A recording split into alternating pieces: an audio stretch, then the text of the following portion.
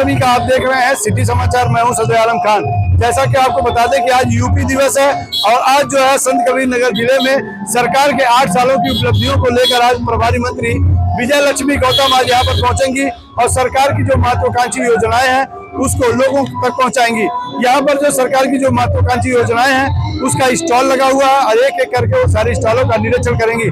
आज इन पूरे स्टॉलों में एक स्टॉल ऐसा है जिसके बारे में हम आपको बताने जा रहे हैं, जो उद्यान विभाग की तरफ से लगाया गया है और इसमें जो है ऑर्गेनिक तरीके से जो सब्जी की खेती है बेहतर तरीके से कैसे की जाती है और जो सब्जियां हमारे संत कबीर नगर जिले में नहीं उगती थी उसे जो है किस तरह से फिर संत कबीर नगर में उगने के लायक बनाया जा रहा है, उसकी जानकारी के लिए हम आपको दिखाना चाहेंगे। ये जो सब्जियां हैं ये संत कबीर नगर में ही उपजाई जा रही हैं और इनकी वैरायटियों पर विशेष ध्यान दिया जा रहा है, जिसको लेकर जो है यहाँ पर उद्यान विभाग के आला अधिकारी जो है यहाँ पर मौजूद है और तमाम कई किसान ऐसे मौजूद हैं जिनसे हम बात करेंगे इन वैरायटियों को कैसे उपजाई जाती है। उसके लिए पहले प्रगतिशील किसान सुरेंद्र काका जी हैं, हम उनसे जानने की कोशिश करेंगे कि इन तरह की जो सब्जियां उगाई जा रही है उसके लिए किसानों का रोल क्या है। काका जी, ये जो अभी सारी वैरायटियां दिख रही हैं उद्यान विभाग की तरफ से, इसको कैसे उगाया जाता है, क्या रोल है? पहले आपको धन्यवाद देते हैं कि हमारे स्टॉल पर आए जो है। इसमें देखिए प्रथम रोल तो उद्यान अधिकारी का है। उद्यान के कर्मचारी जो लोग हैं सभी लोग जो है, देखिए ये प्याज का बीज जो है, ये प्याज जो आपको दिखाई दे रहा है ये उद्यान विभाग के द्वारा ही दिया गया है। इसका बीज जो है, ये लहसुन जो दिखाई दे रहा है उद्यान के द्वारा ही दे दिया है। जो ये सब है तमाम ऐसे जो है सामान जो है उद्यान के द्वारा जो दिया जा रहा है और किसानों को प्रोत्साहित किया जा रहा है। एक नंबर में जनपद इस समय चला, ये देखिए अपने ही जनपद का है उगाया हुआ जो स्ट्रॉबेरी भी जो है, तमाम ऐसी फसलें लगाई गई है उद्यान के द्वारा जो है और उद्यान के द्वारा किसानों से जोड़ा जा रहा है, मिला जा रहा है।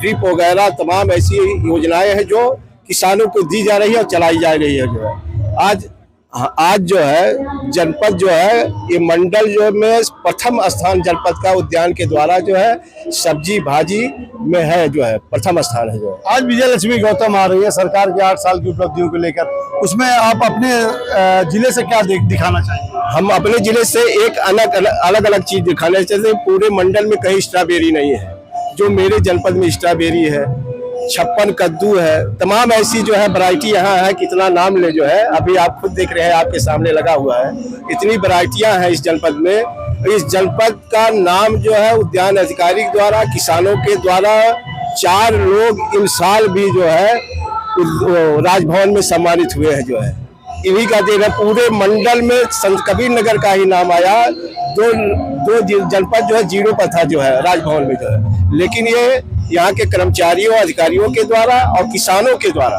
उनको गुने धुने उसका काम किए जो है। राजभवन में 4 किसान जो है अभी सम्मानित हुए हैं। 7, 8, 9 तारीख को वहाँ मेला लगा था, उसमें सम्मानित हुए हैं जो है। चलिए देखिए, ये तो बात हो गई किसानों की। अब हम उद्यान अधिकारी से बात करना चाहेंगे कि किसानों की किस तरह से ये मदद करते हैं और वो बेहतर खेती उगा पाते हैं। सर, कैसे किसानों की मदद होती है? जैसा कि अभी प्रगतिशील कृषक सुरेंद्र राय जी ने बताया कि ये प्याज देखिए बरसात वाली प्याज है और इसका बीज हमारे उद्यान विभाग से फ्री ऑफ कॉस्ट दिया गया था।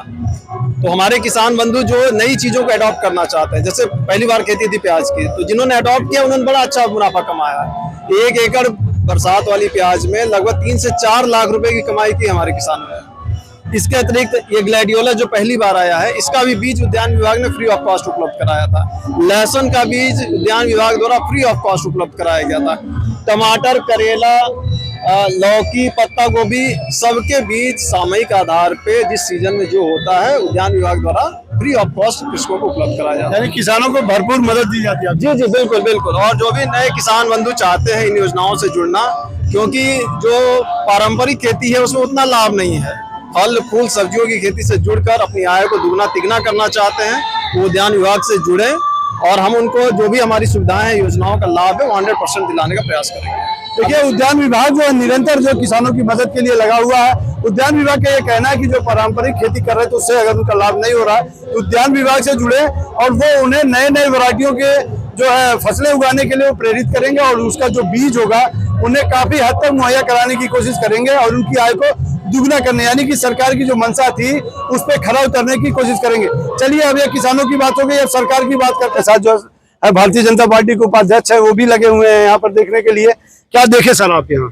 देखिए, सबसे पहले तो मैं अपने किसान भाइयों को अपने जनपद के सभी किसान भाइयों को बधाई देना चाहता हूं कि जो हमारी सरकार की योजना है किसानों के विकास के लिए, किसानों की आय को दुगनी करने के लिए, जो हमारी सरकार की योजना है जो धरती पर सरकार लाई है, उसमें ये लोग जुड़ करके अपने आप को जोड़ करके अपनी आय दुगनी करने के क्षेत्र में काम कर रहे हैं।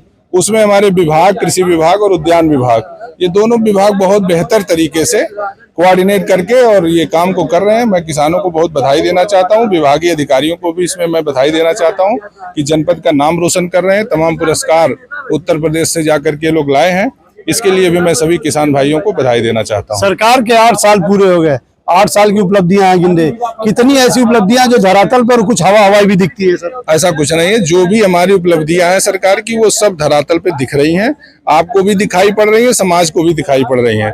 सभी लोगों को लग रहा है कि पहले की सरकार में और वर्तमान सरकार में बहुत अंतर आया है और उस अंतर को करने का काम, चूंकि हमारी सरकार ठीक प्रकार से कार्यों को सचेत करके काम कर रही है और धरातल पे उतारने का जो प्रयास कर रही है, इससे ये उपलब्धियां आपको दिखाई पड़ रही हैं।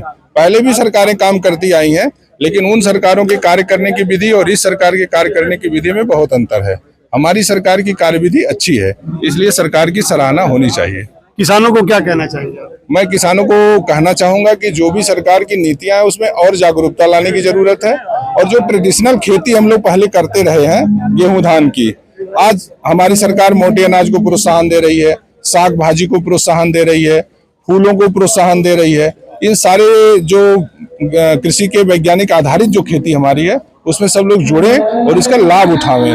नौजवानों से भी मैं अपील करूंगा कि जो उनके पास जितने भी जमीनें खेत हैं उसमें थोड़ा समय दें, उसमें भी काम करें, अपना जो बाकी काम करते हैं उसके साथ साथ कृषि के उन्नयन में भी अपना सहयोग करें, ताकि हमारा जो कृषि क्षेत्र है ये और प्रभावी हो और इसका दुनिया में डंका बजे।